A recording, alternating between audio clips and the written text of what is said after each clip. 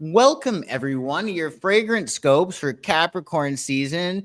Today, I am with the awesome Diane Krecka. Diane, thanks so much for joining me again for fragrance scopes. Now for Capricorn season.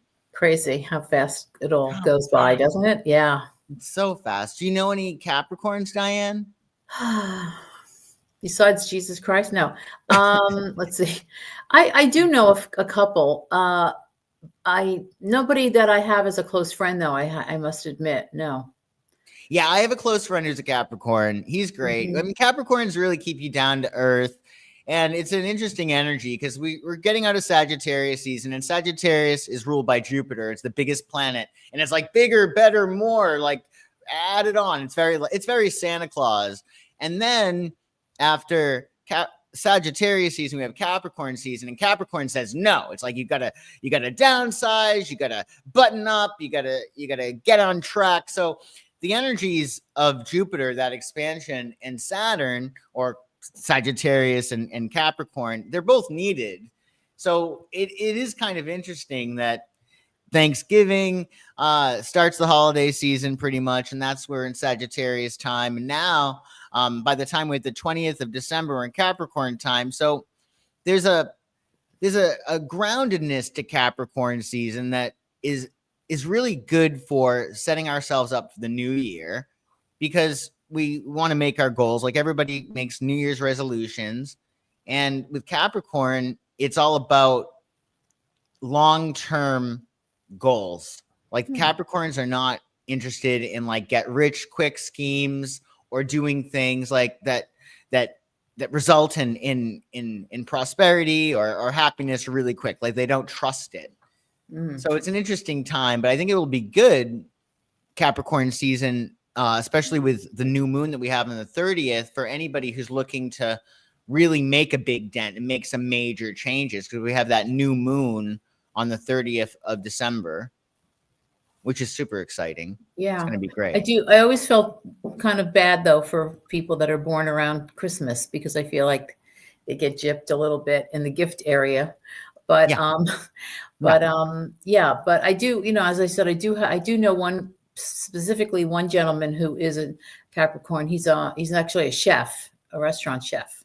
Oh, wow. And so I think, in terms of long term, I mean, he started as just like sous chef and worked his way up, and he had it, he was determined, and he put his mind to it. And now he is a chef in a restaurant on his own, which I was very pleased to hear. So I think you're absolutely dead on with that, because he really did make the investment and kind of had to suffer through, kitchen duty and chopping onions for an hour and things of that nature. But look, now he's got his own restaurant. So I think your description is very accurate.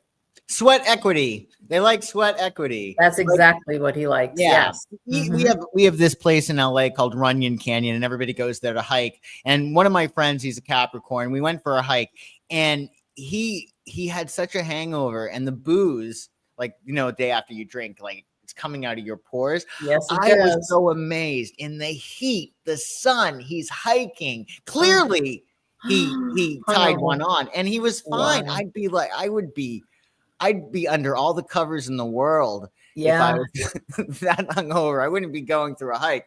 But my point is that they're very, very, very tough, and they have no problem putting their nose to the grindstone. They believe that life is tough. And I think, theoretically, it doesn't really have to be tough. But if you believe that if you believe that you need to suffer in order to succeed, well, then you're going to have to suffer in order to succeed. Yeah. Which I think is right. It's just easier said than done, right? Some of us just can't, do that, Yeah. But I mean, for him to get out there and do that, because the more you can perspire and get the bad stuff out, of your pores. I mean, did he actually smell like booze? Yes. Yes. It was like that's what happens out of his skin. Yeah. That's what happens. But you know what? When you get it out, it kind of cleanses you. So he was probably doing the right thing. But again, that's a tough assignment, but he did it. So he did it. Exactly. So Capricorns are really tough. For this season, We're going to talk all about how we can use Capricorn fragrances. So, for those at home today, you're going to find out how Capricorn energy drives ambition, discipline, and success. We're going to talk about the metaphysical properties of key Capricorn fragrances. In fact, one of our fragrances that we're going to talk about today, Rosemary, it's not a Capricorn fragrance per se because it's ruled by fire, but because Capricorn is ruled by Saturn and can be prone to depression, and we also, under Capricorn season, can be prone to depression. The calls that I've gotten around Christmas time in terms of business really prove that. A lot of people, it's a sometimes tough. Like the holidays, I always say, bring out the best and the worst in people. Yeah, it's true. Right? Yes. And with Rosemary, what we were going to talk about today, one of our fragrances, it's really bright and it's ruled by the sun. So it's going to help keep us positive and looking at the future with brighter eyes, just because Capricorn, I always say with Capricorn, like, say you're really excited about something, you don't want to run into the room, but it looked like I went for this job interview and it looks really, really great. And Capricorn will say, whoa, whoa, whoa, don't get excited. They didn't give you an offer. Nothing's happening right now. Hold your horse. Whereas if you talk to your Sagittarius friend, they're going to be like, oh, wow, this is fantastic. This is great. You got this new job. It's in the bag. So I feel like, that splash of Rosemary in today's episode, we'll talk about, just because it's going to keep us more positive, and I think that'll be good. Yep. We'll also talk about how to use fragrance to align with Capricorn's disciplined energy. We're also going to talk about how you can find these fragrances using this really cool app called Perfumist.fr, and that's PERFUMIST.fr, and the link to that is going to be in the description below. And essentially you'll be able to go on this app, and will allow you to search for specific notes and discover perfumes that match your preferences.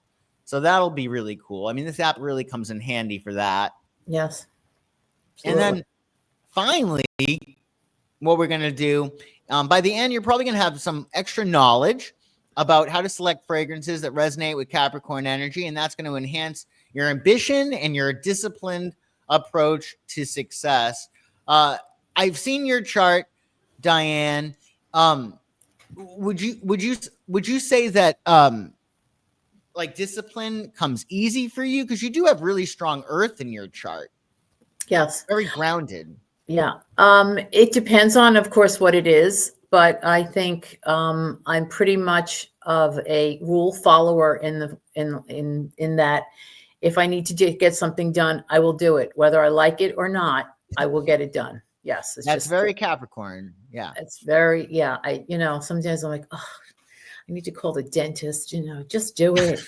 Or I need to do the laundry, or I need to focus on a report in school. But at the end of the day, yes, I am pretty. I must say, I'm pretty disciplined in everything I do. I don't know if that's boring, but that's how I am. Oh, I think it's great and it's important. Well, usually Aries, I wouldn't say Aries are disciplined. I would say that, like in archetypically, like you might be an Aries, but you have a balanced chart. I mean, you even have a Mercury in Pisces, I remember. So, you're an Aries because you were born under an Aries, and that's your lesson. But you have to look at the whole chart.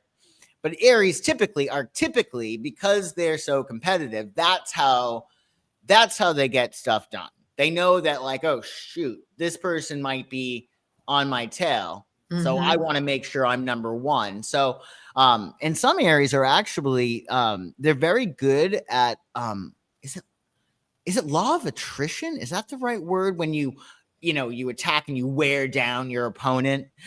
Yeah. I call it being an ankle biter, but that's exactly what I do as well. So that would be me. Mm-hmm. That I think is hysterical. Yeah. That law of war of attrition. I think it's war of attrition. I'll check it out after the show, but it's an interesting energy. And I think that the Capricorn energy is perfect for the new year. I love how we have the new moon right on the 30th. Like, that's going to be perfect because that's going to set us up for success. So Capricorn drives us to expand by building on a solid foundation, achieving growth through strategic, methodical actions. Capricorn wants to say, okay, what's the plan, man? And what's the first step? And I feel like with Aries, and I have strong Mars in my chart. Oops, sorry. I have strong Mars in my chart, so I can empathize with you. Like I think I'm actually probably more Mars than you, well, obviously because I'm a guy, but in terms of the astrology, I can be very, very impatient. I want things done like yesterday. And I feel like, with the retrogrades that we had Mercury retrograde, Mars is still retrograde. We're really being forced to sort of slow down. But you seem to be very, very patient for an Aries, which I would attribute to your Taurus moon. Well, I will say in my younger years, I had a lot more difficulty with my temper. But as I've aged, I guess I've mellowed, but I've also realized that it gets me nowhere when I lose my temper. It just, in my mind, it means I lose. If you start yelling at a person or, I mean, I've never like thrown anything or anything, that I just find that to be out of my characteristic completely. But I do try to keep my temper, but at some point, of course, it's a little difficult, but I just think, what they say, you get more flies with honey than with vinegar. So even on the telephone, sometimes, you're on hold for the longest time, that when the poor person finally picks up, can I help you? You just want to go after the on hold for 20 minutes and not their not their fault. Just relax, try to be nice. So it's a mental thing, I think, that maybe comes with maturity. I think you're right. I also think, though, that even though you shouldn't, say you're on hold or whatever, and you finally get that person, obviously, there's a chance she might get it, even though she's not really to blame, etc. But I feel it's important for us not to hurt other people, but it's also important for us to not keep that anger inside. So I feel like there's like that balance. Like you can't go off on people and expect to get very far. Exactly. I mean, everything's relationships, but at the same time, I don't think it's a good idea to keep that anger inside, because that can create, as they say, dis-ease or disease, right? So I feel like it's sometimes good to vent. So even if you're not, like, say you have a problem with somebody, I don't see it being a bad thing to scream about them or get mad, but not to them. To them, you know what I mean? Yeah. Like, or even sometimes writing a letter to somebody, scathing letter, but not sending it. Don't send it. Yeah. Because you getting it out of your system, so you're not going to get sick. Because I know a lot of people that they try to be so nice and they're dying on the inside. Because that toxicity is inside, and it has to be released in some productive way. Right. No, it's true. Well, I mean, I think for myself, I will let them know how upset I am that I've been on hold for 20 minutes without, yelling and, using foul language or anything like that. But I'll say, oh my God, I cannot believe I finally have a human on the phone. I'm so excited. I'll do that. Yeah. Kind of that sarcastic defense mechanism that I have, and sometimes too much. But I let them know how upset I am. Trust me. Yeah, exactly. It's good. Yeah. Well, I'm the same way. My mother always said, "You'll never get an ulcer." Oh, that's a good way to look at it. It is a good one. I always say that too. I think it's good. We shouldn't get ulcers. We shouldn't keep everything inside.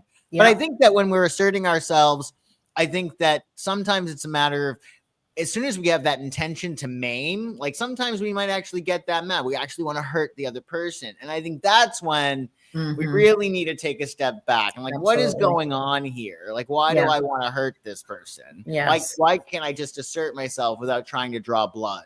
Right. You know what I mean? Exactly. Yeah. Yeah. It's true.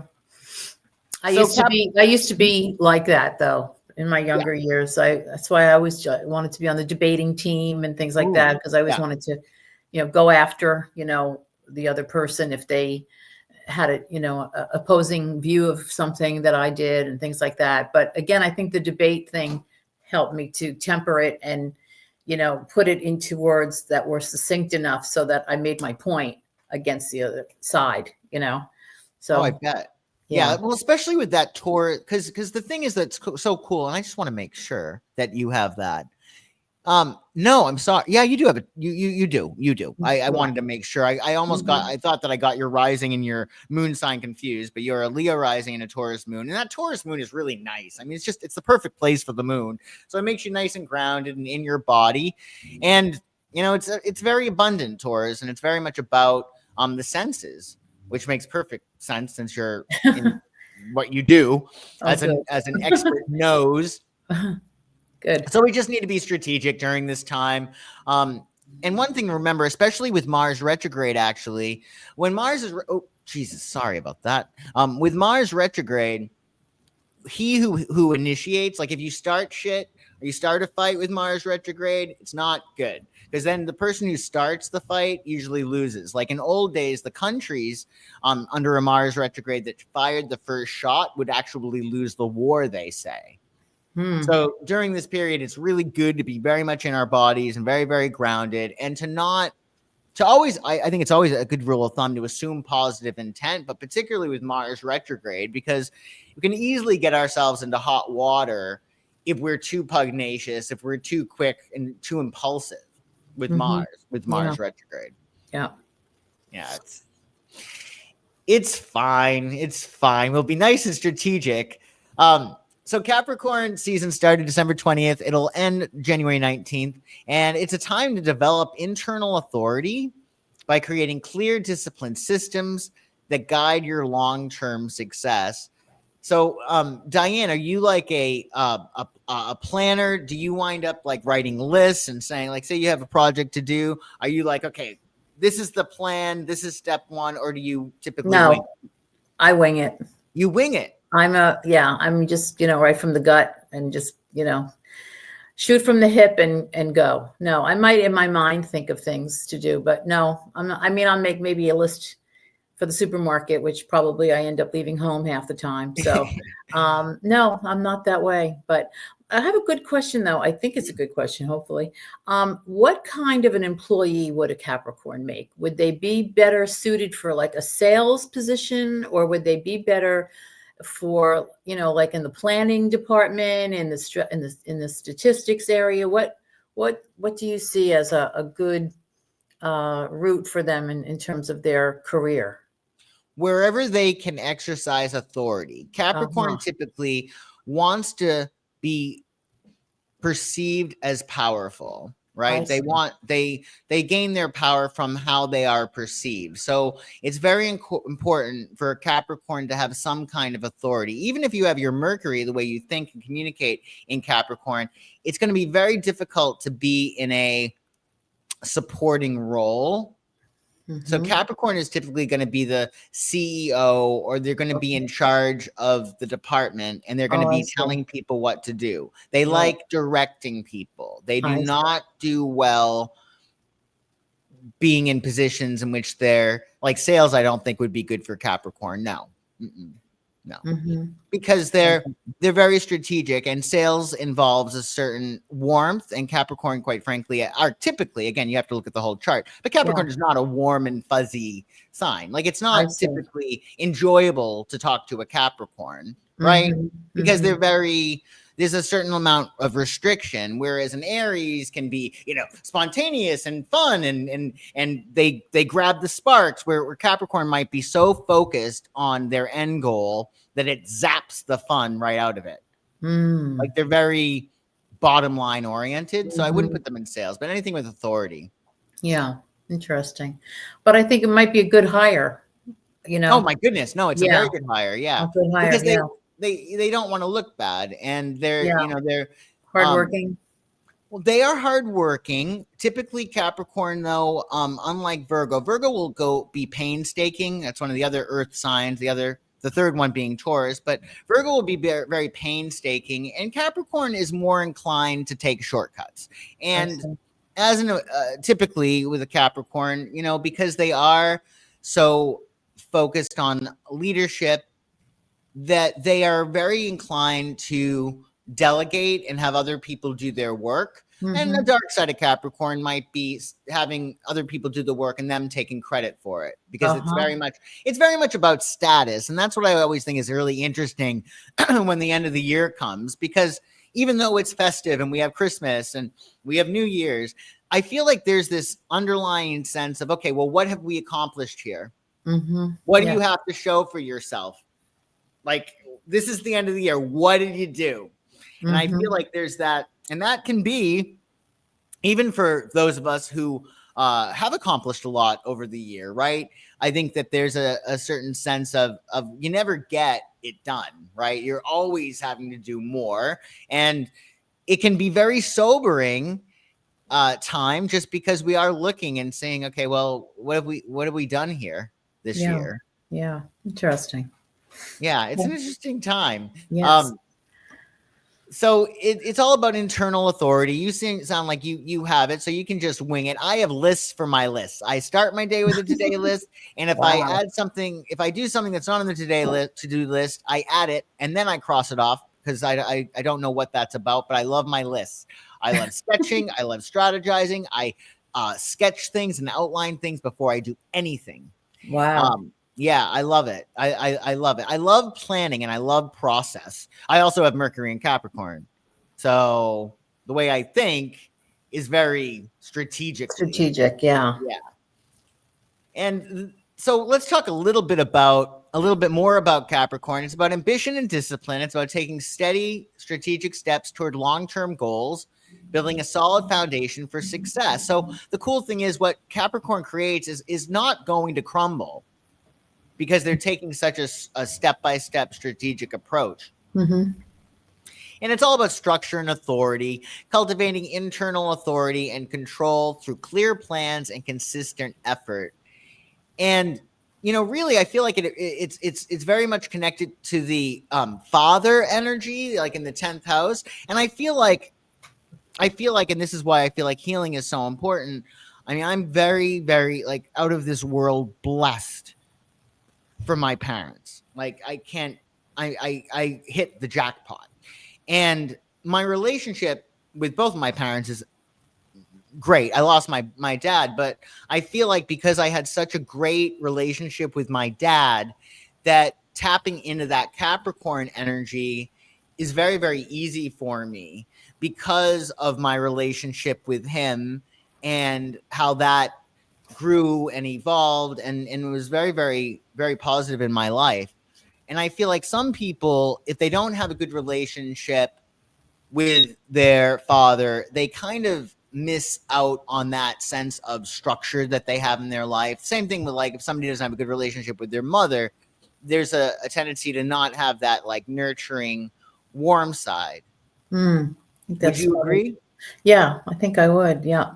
My relationship was much stronger with my father as well. And I think I got a lot of,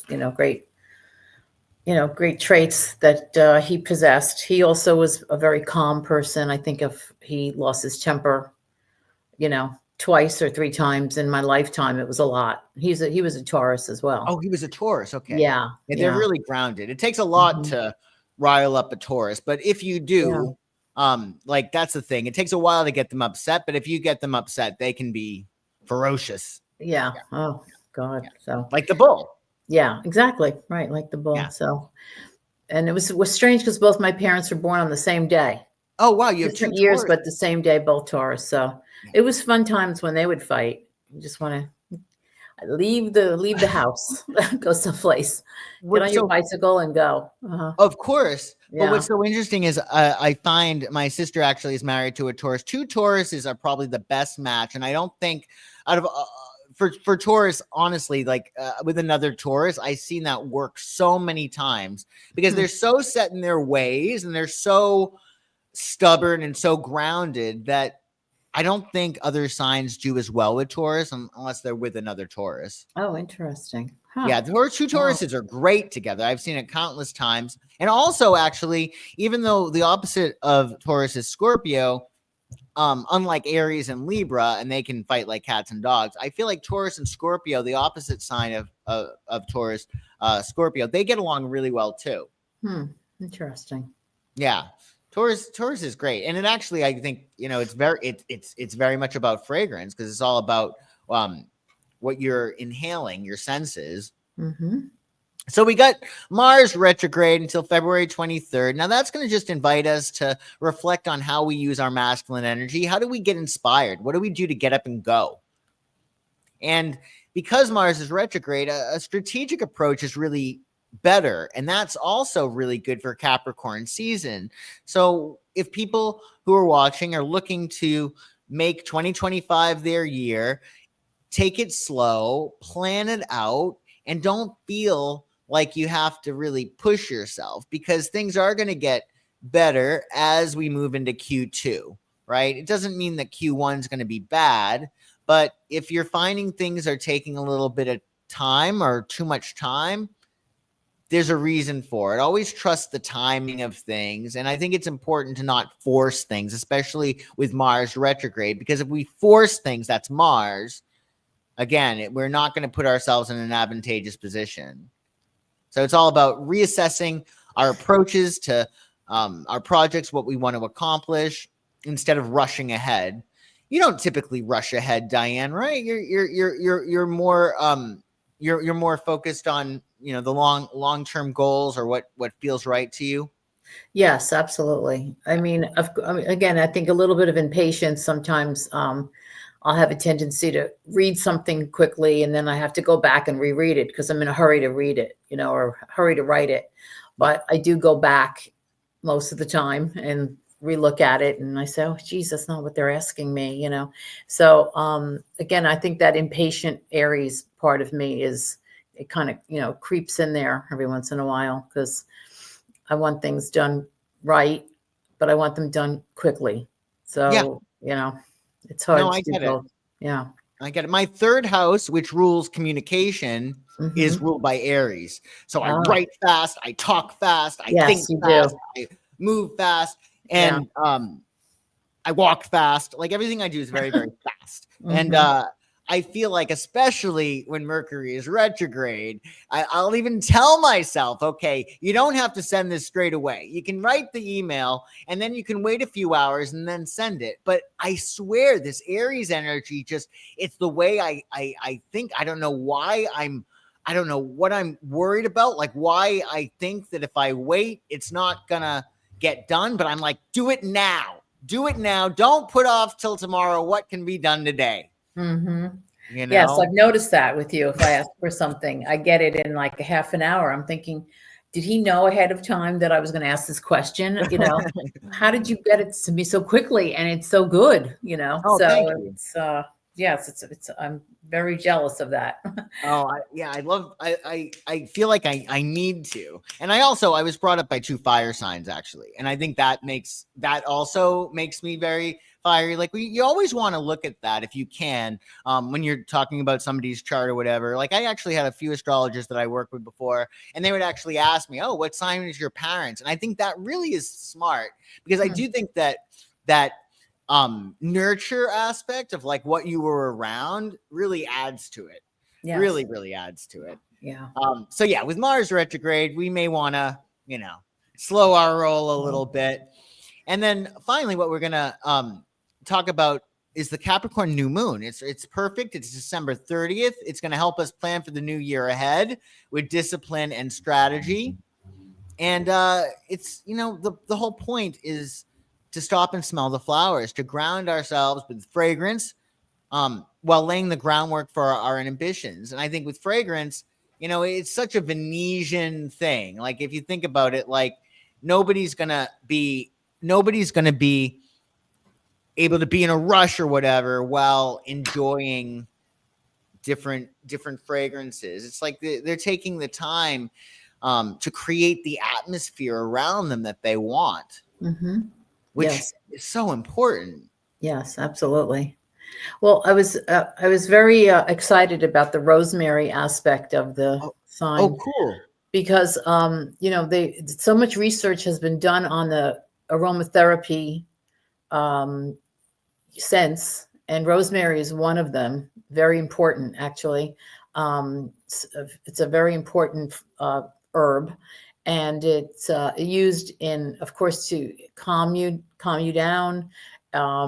It helps your memory. It's, you know, sharpens everything. So it kind of makes sense with this particular sign, but we'll get more into that in the next few minutes. But I love rosemary. It's one of my favorite herbs.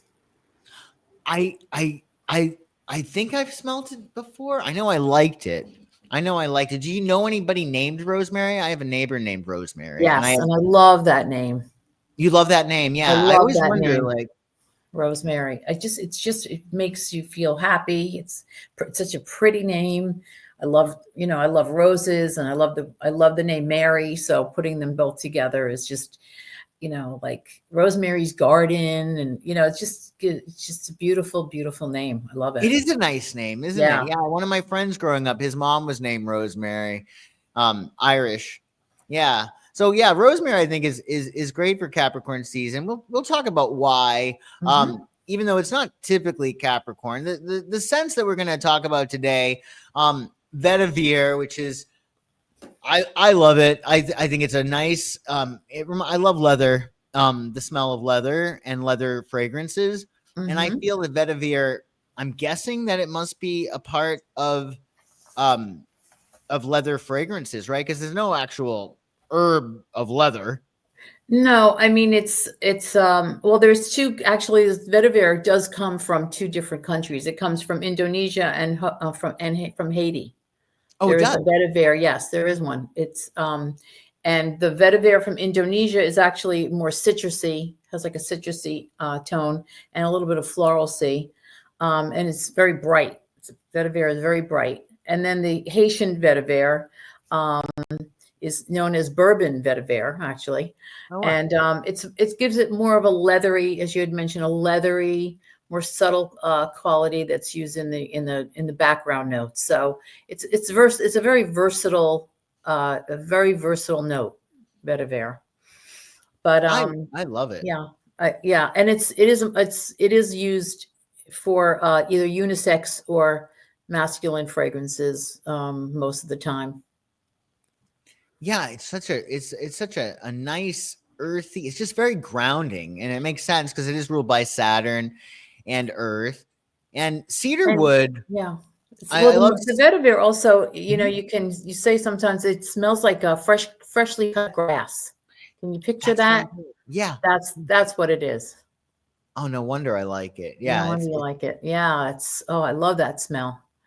it's so good. Yeah. And cedarwood's one of the other ones we're going to talk about. It's actually from Mhm. an evergreen tree, Yeah. which I didn't know. And I feel like, especially during Christmas season, when it's just so chaotic oftentimes, that that cedar wood is nice and grounding.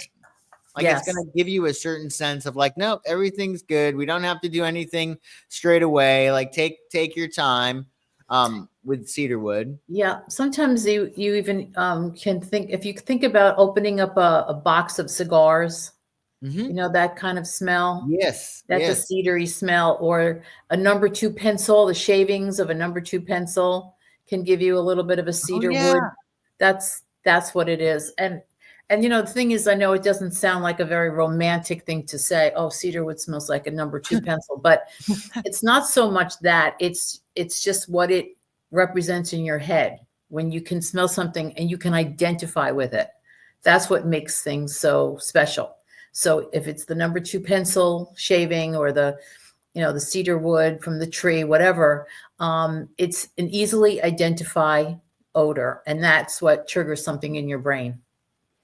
Oh, that makes a lot of sense. Yeah. I mean, it smells like trees, and trees are just so grounded. And Yeah. that's also ruled by Saturn as well as Capricorn. Mhm. And finally, with rosemary, which we're going to talk about, this is not a Capricorn fragrance. It's ruled by the sun and the fire element, but it's very, very bright, and there's a certain like brightness but purity to it, is how I remember experiencing it. Yes, absolutely. I mean, they even use it in wedding ceremonies to, you give that to your everlasting love. Rosemary it represents that. Oh, wow. It's a very romantic herb. As I said, some women put them on their headdresses, and they wear it, at a ceremony, etc. So it's very, very identifiable for sure. Of course, it's used in cooking. We all know that, Yeah. but there's so much more to it than that. So it has a lot of depth. Oh, I'm sure it does. Yeah, I've had rosemary chicken, which is really good. Mm-hmm.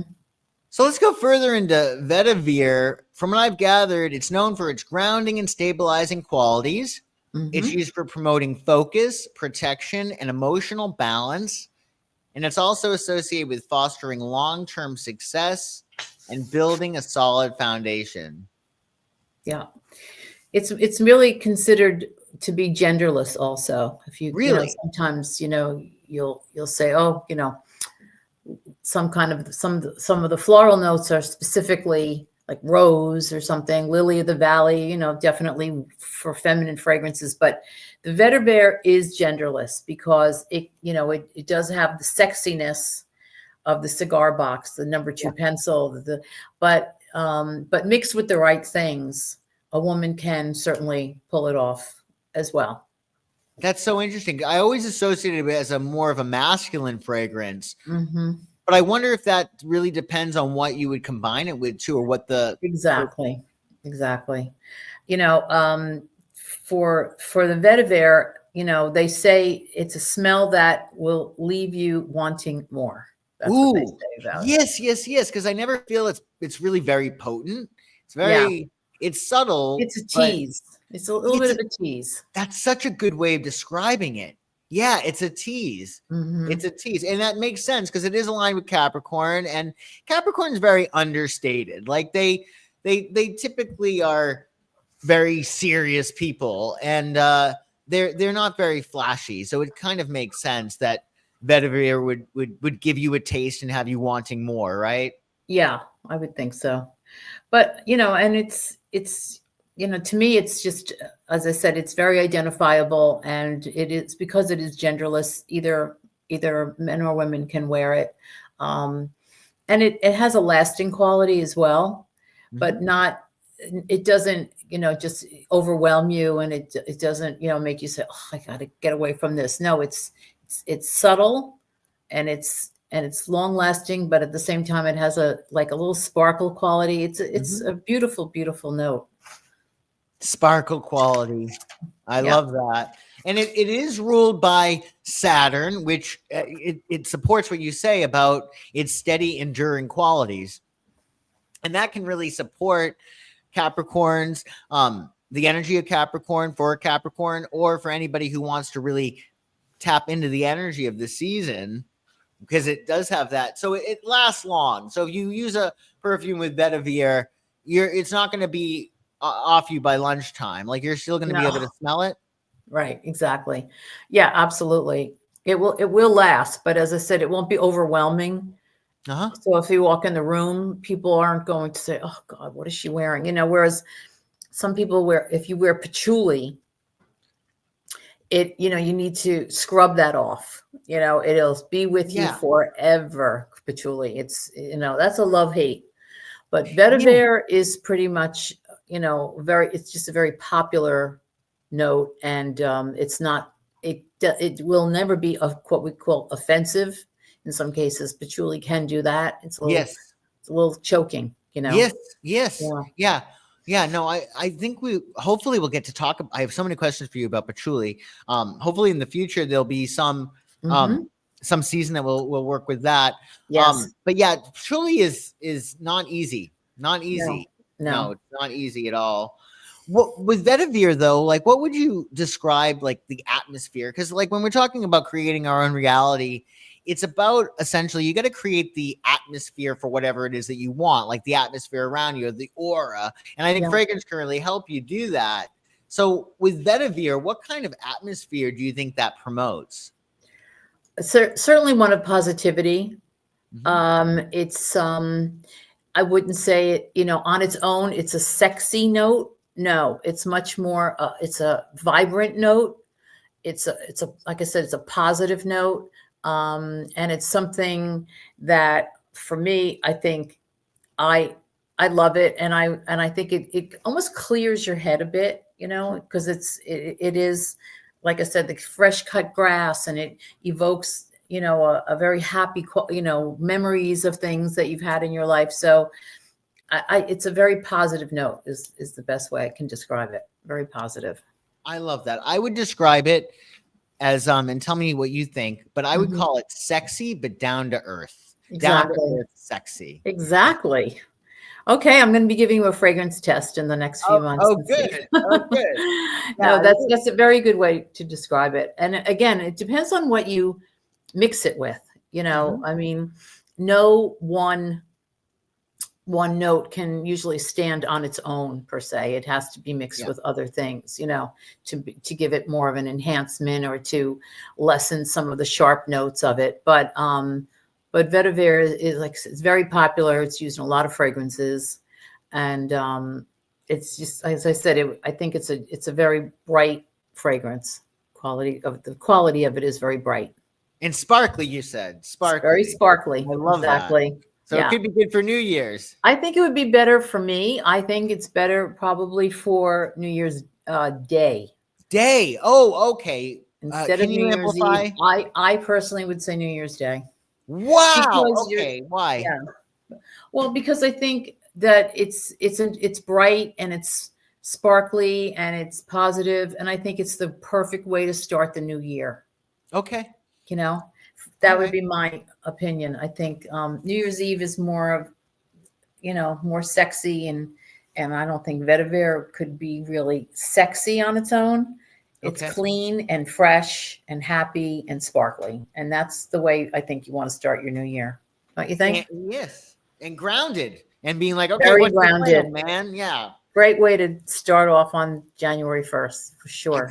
I think that's a great idea. And you could combine, if you wanted to, or you could find a perfume that combines vetiver with cedarwood. And I think there's one fragrance that you mentioned in our fragrance scopes that combines both of them, Joe Malone's whiskey and cedarwood. Yeah. I mean, how do you beat that, right? You're putting the whiskey and the cedarwood together.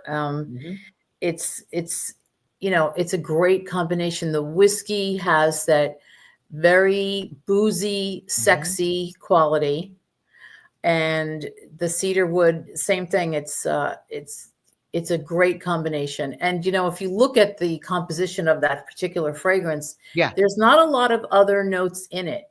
It's very linear and pure, because there's so much going on with those notes that you don't need to pump it up with other things. It's linear and sexy at the same time. Whenever you add liquor notes to things, you're looking at it heading in the sexy direction. So to me, nothing's better than that New Year's kiss with your loved one, or someone that you want to have as your loved one in the new year. And that little bit of essence is left on that person when they leave you. Yeah. And so they get home and they're like, oh, I still smell her, or I still smell him on me. And what's better than that? Yeah. So it lingers and it's sexy. And if you want to make an impression on somebody on New Year's, to me, that's what you do. And think how practical. You don't have to call him or text him. They just you don't have to do anything. Now they smell left your calling card on their collar. They couldn't get away from you if they tried. Exactly. So Joe Malone's whiskey and cedarwood is what you're suggesting, and this is unisex, really? Yes, it is. Yeah, it has a little bit of pimento in it too. By the way, a little bit of what? Pimento. Okay. Yeah. Pimento. But again, like I said, it's very linear, and Joe Malone, she's a very creative perfumer. I call her a perfumer, and as I said, the whiskey booziness makes it sexy, and to me, that's what you want on a New Year's Eve. Yeah, so you don't want to wear your whiskey and cedarwood for office morning meeting. I would say not. No, not unless you're trying to evoke a party atmosphere into the office environment. But other than that, I would say no. In your experience, Diane, because I know you've been in corporate, did you ever meet anyone who actually is wearing like the most inappropriate fragrance for an event, not necessarily in corporate, but just throughout your life? Like, why the hell are you wearing this fragrance to Yeah. this event? That's happened to you? Yeah, well, it has, but it's very interesting because first of all, being in the fragrance business, there was a rule that I had to kind of make for the office, which is you're really not allowed to wear for perfume, quote unquote, during the day while you have evaluators smelling all day, because as it is, we had to put the evaluators away from the coffee machine. And at one point somebody had the brilliant idea to bring in a popcorn maker. I was like, no, that's got to go out because you're smelling butter, and it was awful. Right. So number one, you can't wear fragrance in the office. But the other thing, if you're going to a corporate event, it's probably a good idea to wear what your client that you're sitting with is wearing, as opposed to something from one of their competitors. Because nothing makes your client more angry than to be seated next to someone that's wearing, I'm going to make it up, Chanel number 5, and I work at Dior, that is not going to work. So you always have to make sure that you are wearing something that your client has created, It's like working for Revlon and wearing an Estee Lauder lipstick. I mean, you just don't do that, So those are the things you have to take into consideration too. But even if you're on a bus or a subway or something, you need to have a little consideration for the people around in that surrounding area. Again, you don't want to just waft the entire area with perfume, because in my mind, I'm saying, what are they covering up that they need to put that much perfume on them? And two, in most cases, a little goes a long way. Oh, I'm sure, especially with like a whiskey and cedarwood. Yeah, exactly. And if you're a person that wears the same fragrance day in and day out, which a lot of people do, nothing wrong with it, you do become anosmic to your fragrance. So, which means that after a while, you don't smell it on yourself. I don't know if you've ever had that experience where you put it on and somebody says, "Oh, you smell great." And you're like, "I can't smell it." Right. It's because your nose has become used to it.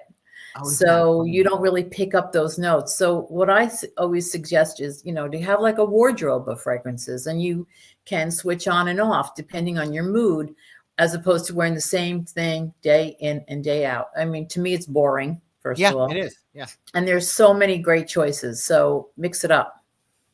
Yeah. And I feel like with your life, you're going to have different intentions. So why would you wear the same fragrance for your intention to, fall madly in love versus your intention to get that awesome job? It doesn't make any sense. Exactly.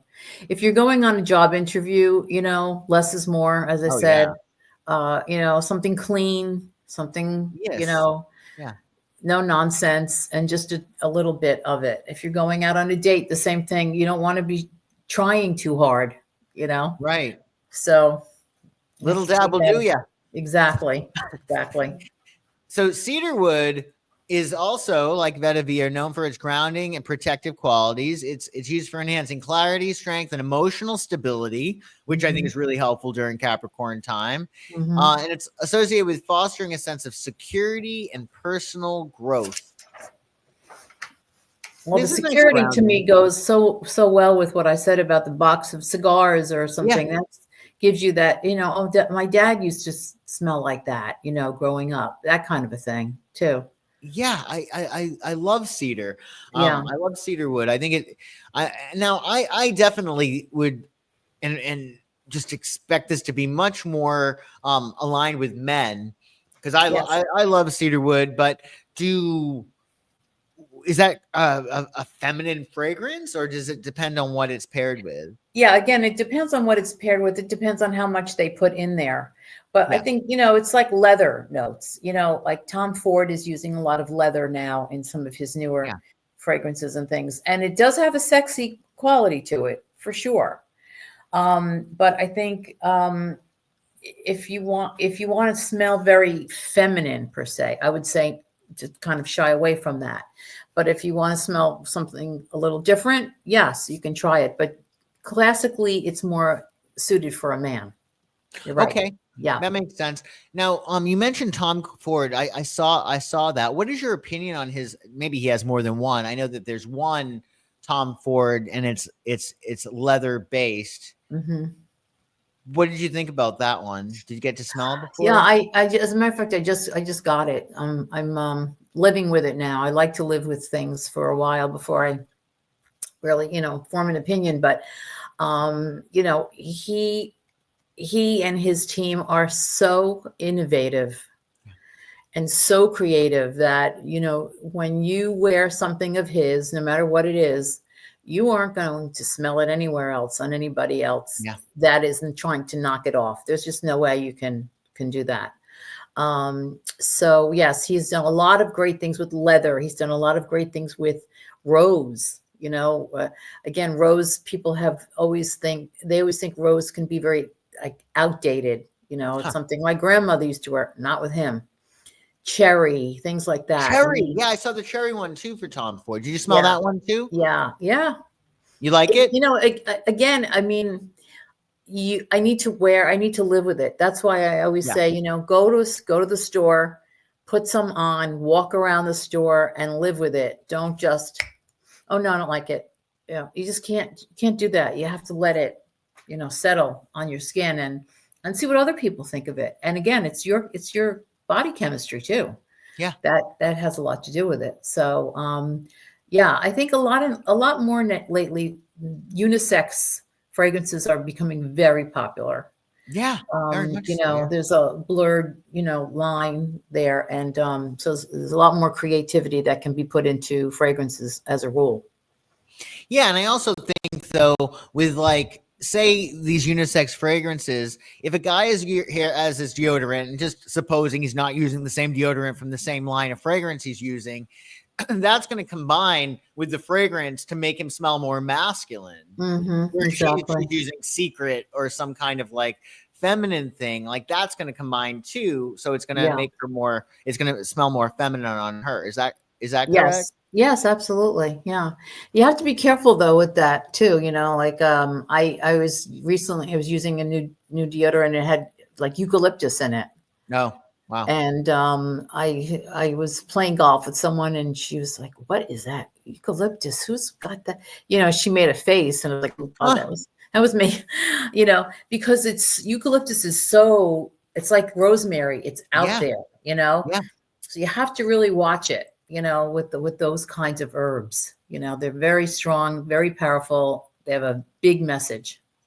Yeah. So if you were using just for example, whiskey and cedarwood, and you had a spearmint fragrance or eucalyptus, deodorant, you're messing up the plan. Exactly. You're putting shells in that omelet. Eggshell. Yeah. No, you have to be very careful. Again, I think it's important to layer the same fragrance. Yeah. So use the body lotion or the hand lotion, and then maybe just use a little bit of the perfume that day. Or if it's a hot, sunny day, your juices are flowing a lot more, and you don't need as much perfume.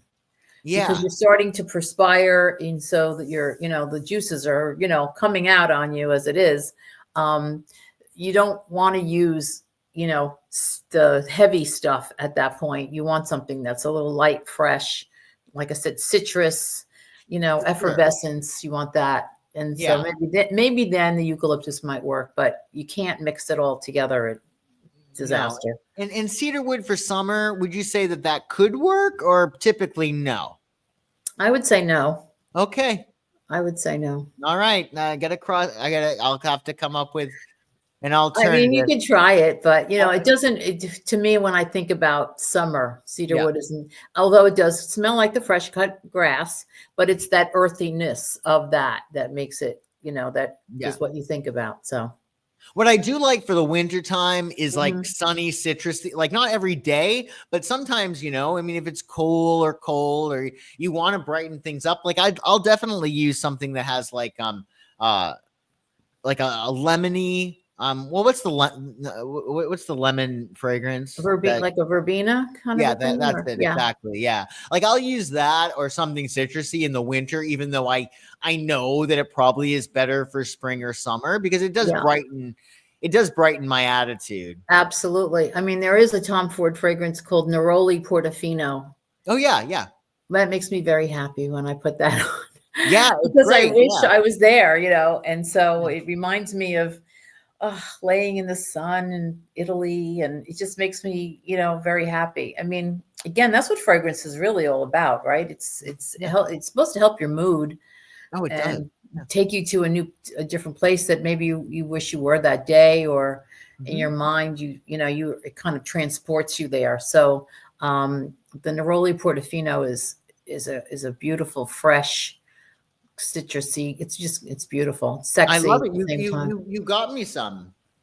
Oh, good. Oh, yes, that's right. I did get Yeah, you it's that. great. And And I got a lot of compliments on it. oh, And good. I actually wore it when it was pretty cool. Like I wore it this past Oh, fall. And I didn't find that it was strange to wear such a fragrance in the cool weather. Like it didn't yeah. seem to be off to me, you Uh-huh. know? Yeah. No, well, you live in California too. So how cool was it? In the nighttime, certainly not, New York, New Jersey cold, but in Yeah. the nighttime it can get into the 40s. Like you Yeah, need a coat. that works. Yeah, I thought it was great.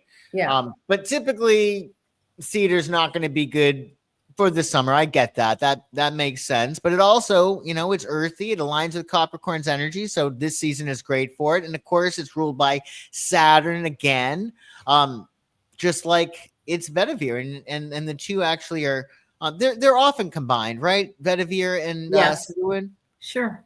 That's just great. Yeah. And then we have Rosemary. Now, Oh, my favorite. is it really would you say It's it's one of my one of your favorite favorites? herbs. Yes, it's one of my favorite. I can't, say for sure. It's not, I can't say one thing is my favorite because I love everything about Of course. all the herbs and everything, spices. I love it all. But for me, rosemary is, it does help to clear the fog, that you have in your brain sometimes, early morning fog. Mhm. Um, some people take some rosemary oil and they can just, inhale that, or you put it on a diffuser, Ooh. and the diffuser will kind of, wafts through the room, and it will clear your head and make you a little bit, sharper, I would say, mentally. I think that makes a lot of sense. Apparently, it's known for its energizing and clarifying properties, as you say, Hmm. and it's used for enhancing memory, focus, and mental clarity. And it's Hmm. also used for purification, protection, and promoting emotional healing. Hmm. Yeah, it also, they say it helps to reduce anxiety, Yep. and it may lower your cortisol levels. Oh, I love that. Okay. Yeah. So I need to pause this for a second. Sure. Okay, I have someone at the door. I'm sorry. Oh, absolutely. Cool. So, what were you saying about rosemary? Yeah, so as I said, rosemary can lower cortisol levels, Oh, right. Yeah. which will reduce stress and anxiety. And we all know that cortisol, what that can do to a person. Cortisol levels can really screw up your whole, physique, your Yes, tummy area, etc. exactly. I was Um, thinking that. Yeah. yeah. So, like I said, as a matter of fact, I have to get more. I ran out of it. I love it. I sometimes, like I'll use it in the morning. Sometimes if I'm meditating, Huh. I like to have it because it just makes everything a little bit brighter for me.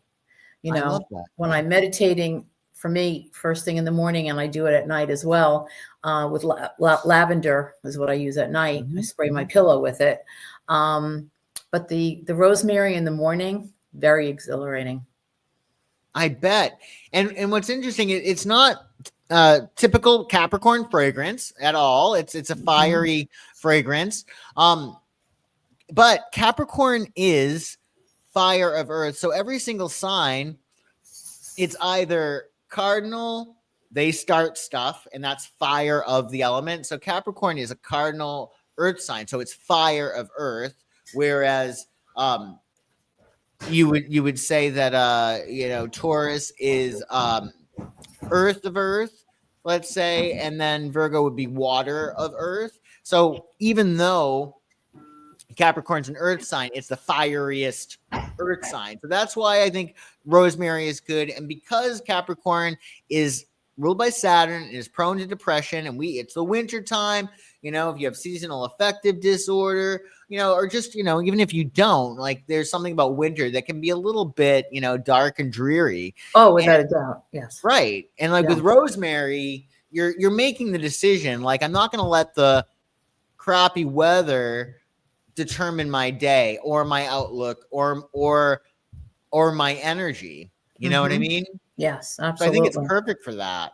Yeah, no, I agree with you. And as I said, it's also it's believed that it's an expression of love. So, as I said, people use it even to this day. They put it in their bouquets. The brides put it in their bouquets.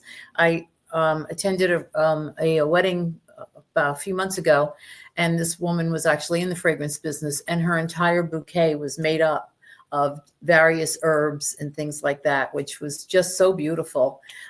Because you don't realize, you can make a bouquet out of anything. So she had some lily of the valley, but she had some rosemary, and she had a little bit of thyme in there, and it's just, you could actually smell her coming down the aisle. It was just beautiful. Wow. So rosemary is a very important element, I think, especially this time of year. I think it would really be helpful. Yeah. I always associate with home. Like if I was giving somebody like a housewarming gift, or if I wanted to like spruce up my home, I feel like rosemary would be my go-to. Yes, exactly.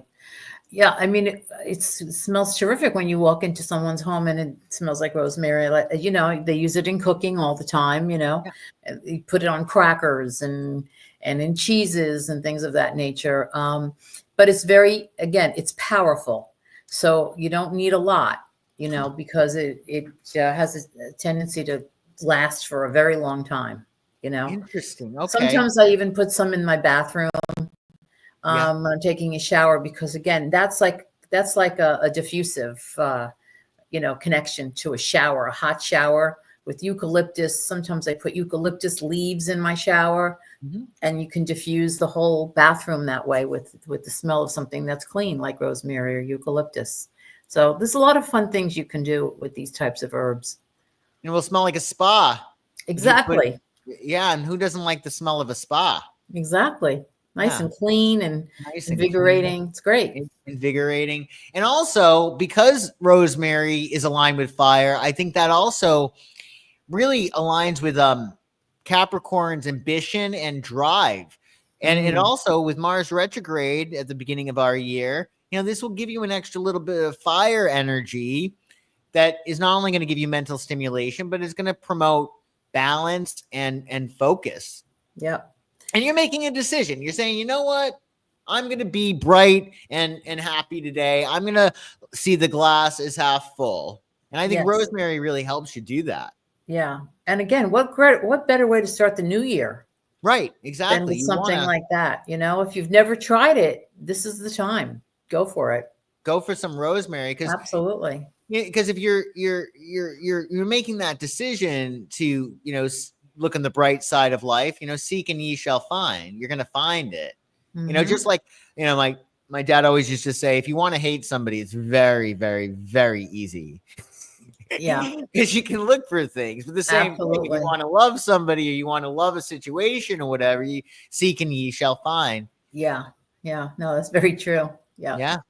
And Apollo is the mythological reference, the god of wisdom and knowledge. Apollo reflects the sharp, invigorating qualities of rosemary, which supports Capricorn's pursuit of clarity and success through disciplined action. Perfect. So, that says it all right there, I think. Yeah, Apollo's fantastic. Yeah, so for New Year's, just in case people want to, go and try their luck. Maybe they are actually, trying to reinvigorate their love with their partner, or they're going to this party and they might fall in love at first sight, or they might meet somebody. There might be a wonderful opportunity, a wonderful romantic opportunity. Out of all the fragrances that we spoke about today, Vetiver, Cedarwood, Rosemary, what would you suggest for that midnight kiss